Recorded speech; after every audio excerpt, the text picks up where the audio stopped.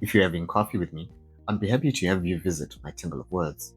Did you catch the blood moon the other week? I'm blaming all the weird energy going on in the world on that celestial event.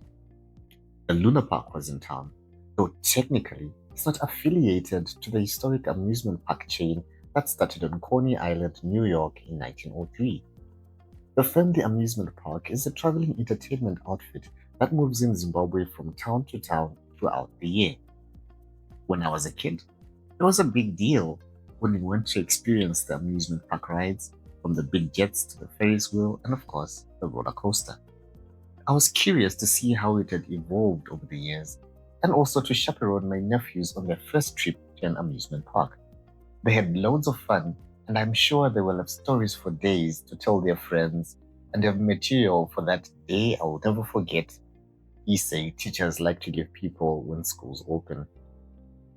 If you're having coffee with me, I'll tell you that if I'm not mistaken, the amusement park rides were the very same ones I saw when I was young. There might even be less options than they used to be. But the candy floss tasted exactly as I remembered it. If you're having coffee with me, I'll tell you that the National Railways, NRZ, alongside the Ministry of Tourism, resurrected a luxury and leisure train service that runs from Harare to Mutare for the Sanganai Hlanganani Tourism Expo. The train was initially pegged at $60, which seemed overpriced given the viral images that were shared about the train's dense coach, which kind of missed the vintage luxury aesthetic they were going for. The fare was later reviewed $20.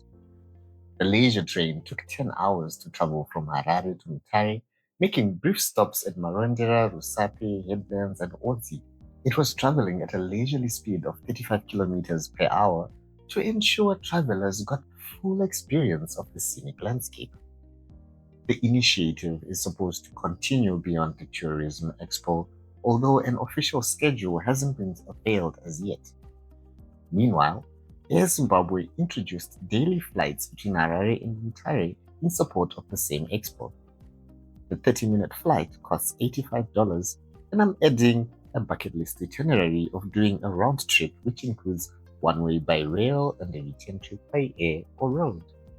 If you're having coffee with me, I'll tell you that to address the increase in drug abuse and crimes committed by unregulated vehicles, a government official announced that with immediate effect, they would be banning cars from having tinted windows so police could see the occupants of vehicles as well as their contents.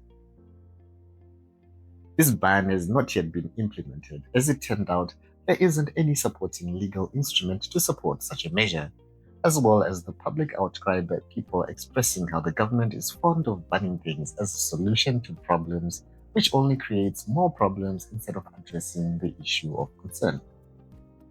If you're having coffee with me, I'll tell you about a Zimbabwean slave queen who has gone viral for birthday celebrations in Italy, given the rumors that her lavish lifestyle is funded by the proceeds of ill-begotten state funds. She was likened to be more tone deaf than Marie Antoinette of the Let Them Eat Cake debacle, as her extravagant lifestyle boldly proclaims, "Let them watch us eat." Meanwhile, like clockwork, the power utility company is going through its routine maintenance, which means there'll be more of the load shedding and power outages for the next month. The equipment is always in a state of perpetual maintenance with small breaks when it operates at capacity. What's been happening in your neck of the woods?